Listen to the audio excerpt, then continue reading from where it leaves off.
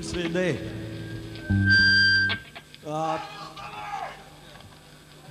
Labas. Pirma daina vadinasi Your Pale Face.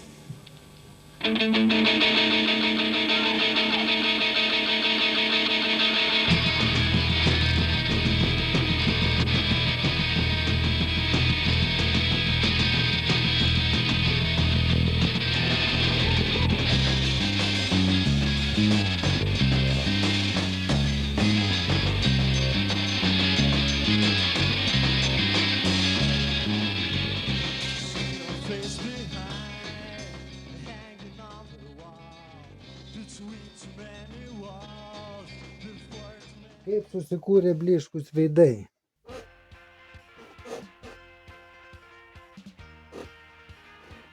Aš tuo metu vaikščiojau pas klasikinės gitaros mokytoją, mokinausi klasikinę gitarą, turėjau kažkokių tai bandomųjų įrašų pasidaręs. Ušaras su vienu bičiu irgi iš mūsų mokyklos, jie grojo Metallicos coverius. Ir aš, kai išgirdau jų tos Metallicos coverius, man jie padarė didelį įspūdį. Va, galvoju, čia geras bičas, geras balsas, būtų gerai šitą žmogų turėti savo grupiai. Tai kažkaip prieš Ušarą prisikalbinau ateiti į repeticiją, pagrojau mano tos gabalus. Turbūt Ušarui galbūt jie kažkiek įdomus pasidarė. Suradome bendrų muzikinių interesų. Taip ir prasidėjo mūsų veikla Blyškių veidų kūryba.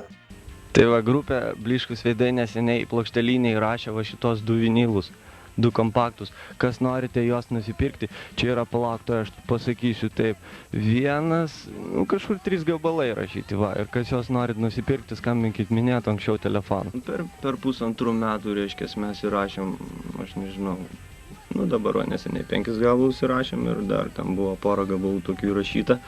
Anksčiau truputėlį ten, reiškia, kaip grupės sudėtis keitėsi, reiškia, mes visą laiką 3 grojom. Bosistų visada buvo daug pasikeitusių. Daug labai keitėsi bosistų, reiškia, 3 bosistai jau pas mus buvo. Dabar neturim pastoviai. Dabar toks 4 atėjo, bet tai porą repeticijų tik mes su juo grojom, tai dar neaišku, ar toliau tai bus.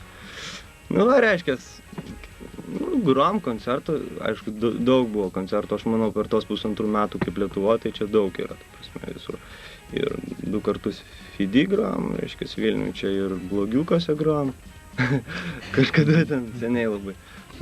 Ir šiaip Kaune ten porą kartų grojom, va, Marijampolėj pas jūs tenai, irgi 2 kartus grojom. Ar buvo labai sunku groti tais laikais? Nebuvo sunku groti, nes muzika buvo mūsų didžioji gyvenimo meilė.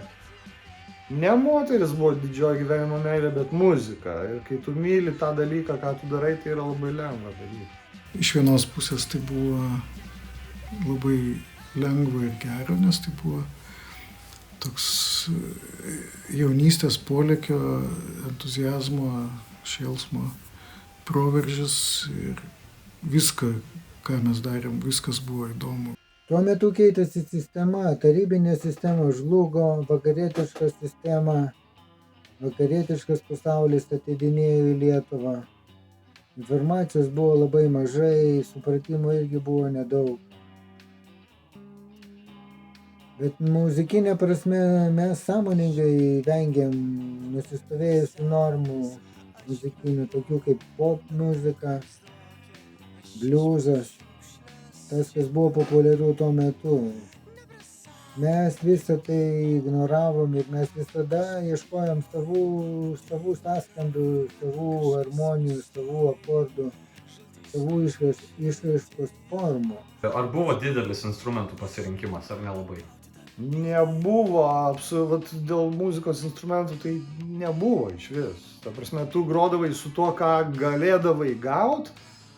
Ten kažkokiais kryžiaus vos nekeliais, kažkokia tai gitarą ten aplūžusią ir tau būdavo wow. O kas svarbiausia jums koncertų metu?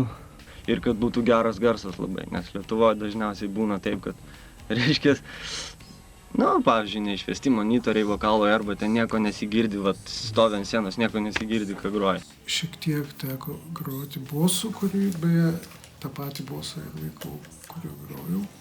Saugojau, dar skamba.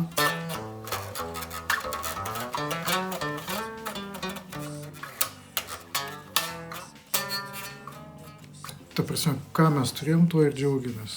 O kai pirkau elektrinę gitarą, aš atsimenu, kai man sukako 16 metų, man seneliai padovanojo 1000 rublių.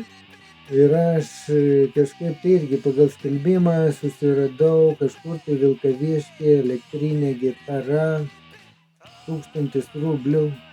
Man tas buvo visiškai neapsakomas, neįsivaizduojamas experiences, elektrinė gitara. Tai buvo kažkas tai tokio. Tai ką noriu pasakyti, Mykolas, apie grupę? Apie grupę, nu tai čia yra labai kita grupė. Labai perspektyvi, labai ateitis jos, man atrodo, bus labai šviesi, didelė.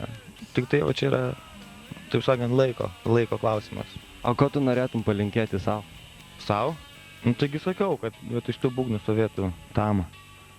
Dėdės, nupirkit Mykolui būgnus. Būgnus Mykolui nupirkit. Ačiū labai, viso gero.